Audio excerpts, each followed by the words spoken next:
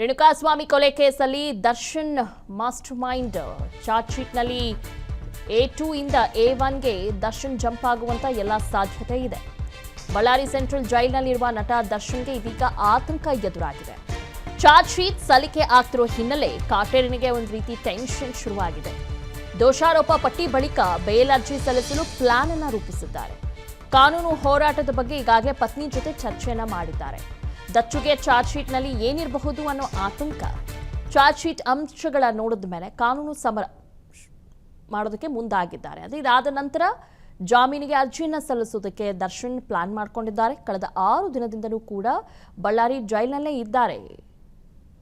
ಹೀಗಾಗಿ ಈಗ ಜಾಮೀನು ಬೇಕು ಅಂದರೆ ಈ ಚಾರ್ಜ್ ಶೀಟ್ ಸಲ್ಲಿಸಿದ ನಂತರ ಆ ಚಾರ್ಜ್ ಶೀಟಲ್ಲಿ ಏನಿದೆ ಅದ್ರ ಮೇಲೆ ಜಾಮೀನು ಅರ್ಜಿ ಸಲ್ಲಿಸೋದಕ್ಕೆ ಇದೀಗ ದರ್ಶನ್ ಪ್ಲಾನ್ ಮಾಡಿಕೊಂಡಿದ್ದಾರೆ. ಇನ್ನು ದರ್ಶನ್ ಅಂಡ್ ಗ್ಯಾಂಗ್ನಿಂದ ರೇಣುಕಾಸ್ವಾಮಿ ಕೊಲೆ ಪ್ರಕರಣ ಸಂಬಂಧಪಟ್ಟಂತೆ ಹಿರಿಯ ಅಧಿಕಾರಿಗಳಿಂದಲೇ ಚಾರ್ಜ್ ಶೀಟ್ ಅನ್ನು ಪರಿಶೀಲನೆ ಮಾಡಲಾಗುತ್ತೆ. ಪ್ರತಿಯೊಂದು ಎವಿಡೆನ್ಸ್ ಸ್ಟೇಟ್ಮೆಂಟ್ ಬಗ್ಗೆ ಮಾಹಿತಿಯನ್ನು ಪಡೆಯಲಿದ್ದಾರೆ. ತನಿಖಾ ತಂಡದ ಜೊತೆ ಮೀಟಿಂಗ್ ನಡೆಸಿ ಸಲಹೆ ಸೂಚನೆಗಳನ್ನು ಕೂಡ ನೀಡಲಿದ್ದಾರೆ. ಚಾರ್ಜ್ ಶೀಟ್ ಸಲ್ಲಿಕೆ ಹಿನ್ನೆಲೆ ಅಧಿಕಾರಿಗಳು ಮೀಟಿಂಗ್ ಕೂಡ ಮಾಡ್ತಿದ್ದಾರೆ. ಈಗಾಗಲೇ ಕೆಲವೊಂದಷ್ಟು ಚರ್ಚೆಗಳು ಕೂಡ ನಡೆದಿದೆ ಆ ಚಾರ್ಜ್ ಶೀಟ್ ಮೇಲೆ. ಡಿಸಿಪಿ ಕಚೇರಿಯಲ್ಲೇ ನಡೆದಂಥ ಹಿರಿಯ ಅಧಿಕಾರಿಗಳ ಸಭೆ, ಆ ಸಭೆಯಲ್ಲಿ ಒಂದಷ್ಟು ಚರ್ಚೆ ಮಾಡಿದ್ದಾರೆ, ಪರಿಶೀಲನೆ ಕೂಡ ಮಾಡಿದ್ದಾರೆ. ಪ್ರತಿಯೊಂದು ಎವಿಡೆನ್ಸ್ ಸ್ಟೇಟ್ಮೆಂಟ್ ಬಗ್ಗೆನೂ ಕೂಡ ಮಾಹಿತಿಯನ್ನು ಪಡೆದಿದ್ದಾರೆ.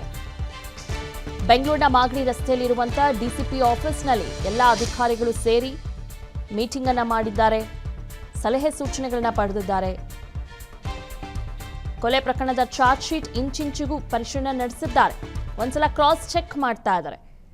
ಏನೆಲ್ಲ ಚಾರ್ಜ್ ಶೀಟ್ನಲ್ಲಿ ಉಲ್ಲೇಖ ಮಾಡಿದ್ದಾರೆ ಅದ್ರ ಬಗ್ಗೆ ಒಂದಷ್ಟು ಚರ್ಚೆ ಮಾಡಿದ್ದಾರೆ, ಕ್ರಾಸ್ ಚೆಕ್ ಮಾಡಿದ್ದಾರೆ. ಪ್ರತಿಯೊಂದು ಎವಿಡೆನ್ಸ್ ಎಲ್ಲವೂ ಕೂಡ ಕರೆಕ್ಟಾಗಿ ಇದೆಯಾ ಇಲ್ವಾ ಏನು ಅಂತ ಪರಿಶೀಲನೆ ಮಾಡಿದ್ದಾರೆ. ಯಾಕೆಂದರೆ ಇದು ಹೈ ಪ್ರೊಫೈಲ್ ಪ್ರಕರಣ ಆಗಿರೋದ್ರಿಂದ ಇದ್ರ ಬಗ್ಗೆ ಕ್ರಾಸ್ ಚೆಕ್ ಮಾಡಬೇಕಾಗಿದೆ, ಸಭೆಗಳನ್ನು ಮಾಡಬೇಕಾಗುತ್ತೆ. ಸೊ ಇದೆಲ್ಲವೂ ಕೂಡ ಇವತ್ತು ನಡೆದಿದೆ. ಈಗಾಗಲೇ ಪ್ರಕರಣದ ತನಿಖೆ ಸಂಪೂರ್ಣವಾಗಿ ಮುಗಿದಿದೆ. 1-2 ದಿನಗಳಲ್ಲಿ ಅಂತಿಮವಾಗಿ ವರದಿಯನ್ನು ಸಲ್ಲಿಸುತ್ತೇವೆ. ನ್ಯಾಯಾಲಯಕ್ಕೆ ನಾವು ಚಾರ್ಜ್ ಶೀಟ್ ಅನ್ನು ಸಲ್ಲಿಸ್ತೀವಿ. ಬೆಂಗಳೂರು ಪೊಲೀಸ್ ಆಯುಕ್ತ ಬಿ ದಯಾನಂದ್ ಅವರು ಹೇಳಿಕೆಯನ್ನ ನೀಡಿದ್ದಾರೆ. ಕೊಲೆ ಪ್ರಕರಣದಲ್ಲಿ ನಮಗೆ ಸಾಕಷ್ಟು ಸಾಕ್ಷ್ಯಾಧಾರಗಳು ಸಿಕ್ಕಿವೆ. ಎಫ್ಎಸ್ಎಲ್ನಿಂದ ಎಲ್ಲಾ ವರದಿಗಳು ಬಂದಿವೆ ಅಂತ ಬಿ ದಯಾನಂದ್ ಅವರು ಹೇಳಿದ್ದಾರೆ. ಹೈದರಾಬಾದ್ನ ಎಫ್ಎಸ್ಎಲ್ನಿಂದಲೂ ಕೆಲವು ವರದಿಗಳು ಬಂದಿವೆ. ಚಾರ್ಜ್ ಶೀಟ್ನಲ್ಲಿ ಎಲ್ಲಾ ಅಂಶಗಳು ಒಳಗೊಂಡಿವೆ. ಚಾರ್ಜ್ ಶೀಟ್ ಸಲ್ಲಿಕೆ ಆದ ಮೇಲೆ ಎಲ್ಲವೂ ಕೂಡ ಬಹಿರಂಗವಾಗಲಿದೆ. ಸ್ವಾಮಿ ಕೊಲೆ ಪ್ರಕರಣಕ್ಕೆ ಸಂಬಂಧಪಟ್ಟಂತೆ ಈಗಾಗಲೇ ಹೇಳಿದ ಹಾಗೆ ನಮ್ಮ ತನಿಖೆ ಸಂಪೂರ್ಣವಾಗಿ ಮುಗಿದಿದೆ.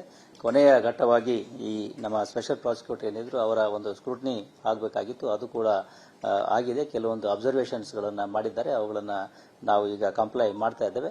ಅದಾದ ನಂತರದಲ್ಲಿ ನಾವು ತ್ವರಿತವಾಗಿ ಅಂದರೆ ಇನ್ನು ಬಹುಶಃ 1 ಅಥವಾ 2 ದಿವಸಗಳಲ್ಲಿ ನಾವು ನ್ಯಾಯಾಲಯಕ್ಕೆ ಅಂತಿಮ ವರದಿಯನ್ನು ಸಲ್ಲಿಸ್ತೇವೆ. ಈ ಪ್ರಕರಣಕ್ಕೆ ಸಂಬಂಧಪಟ್ಟಂತೆ ಅವಶ್ಯವಾಗಿರ್ತಕ್ಕಂಥ ಸಾಕಷ್ಟು ಸಾಕ್ಷಿ ಆಧಾರಗಳು ನಮಗೆ ಸಿಕ್ಕಿದ್ದಾವೆ. ವಿವರಗಳನ್ನು ನಾವು ನ್ಯಾಯಾಲಯಕ್ಕೆ ಕೊಡ್ತೇವೆ. ಎಫ್ಎಸ್ಎಲ್ನಿಂದ ಬೆಂಗಳೂರು ಇದು ಏನು ನಮ್ಮ ವಿಧಿವಿಜ್ಞಾನ ಪ್ರಯೋಗಾಲಯ ಏನಿದೆ ಅದರಿಂದ ಎಲ್ಲ ವರದಿಗಳು ಬಂದಿದ್ದಾವೆ. ಜೊತೆಗೆ ಅದಕ್ಕೆ ಬೇಕಾಗಿರ್ತಕ್ಕಂಥ ಪೂರಕ ಪ್ರಶ್ನೆಗಳು ಕೂಡ ಉತ್ತರಗಳು ಬಂದಿದ್ದಾವೆ. ಹಾಗೆಯೇ ಈ ನಮ್ಮ ಹೈದರಾಬಾದ್ CFSLನಿಂದ ನಮಗೆ ಕೆಲವೊಂದು ವರದಿಗಳು ಬರಬೇಕಾಗಿತ್ತು, ಕೆಲವನ್ನ ಕೊಟ್ಟಿದ್ದಾರೆ, ಇನ್ನು ಕೆಲವು ಬಾಕಿ ಇದ್ದಾವೆ. ಆದರೂ ಕೂಡ ನಾವು ಅದರ ತನಿಖೆಯನ್ನು ಬಾಕಿ ಇಟ್ಟು ಮುಂದುವರಿತಾ ಇದ್ದೇವೆ. That's a part of investigation. What ever is this, ಅವ್ರದ್ದು ಏನು ಪಾತ್ರ ಇದೆ ಅದಕ್ಕೆ ಅನುಗುಣವಾಗಿ ಆ ಸೆಕ್ಷನ್ಗಳು ಅವರಿಗೆ ಅನ್ವಯ ಆಗ್ತವೆ. That is matter of investigation and evidentiary ಆಧಾರದ ಮೇಲೆ ನಾವು ಮಾಡಬೇಕಾಗ್ತದೆ. ಅನುಕ್ಷಣದ ಸುದ್ದಿಗಳಿಗಾಗಿ Vistara news YouTube channel subscribe ಮಾಡಿ. ಹೊಸ ಸುದ್ದಿಗಳ ನೋಟಿಫಿಕೇಶನ್ಗಾಗಿ ಬೆಲ್ ಐಕಾನ್ ಕ್ಲಿಕ್ ಮಾಡಿ. ಲೇಟೆಸ್ಟ್ ಅಪ್ಡೇಟ್ಸ್ಗಾಗಿ www.vistaranews.com ವೆಬ್ಸೈಟ್ಗೆ ವಿಸಿಟ್ ಮಾಡಿ. ಅಂಗೈಯಲ್ಲೇ ಜಗತ್ತಿನ ಸುದ್ದಿ ತಿಳಿಯಲು Vistara news Kannada app download ಮಾಡಿ.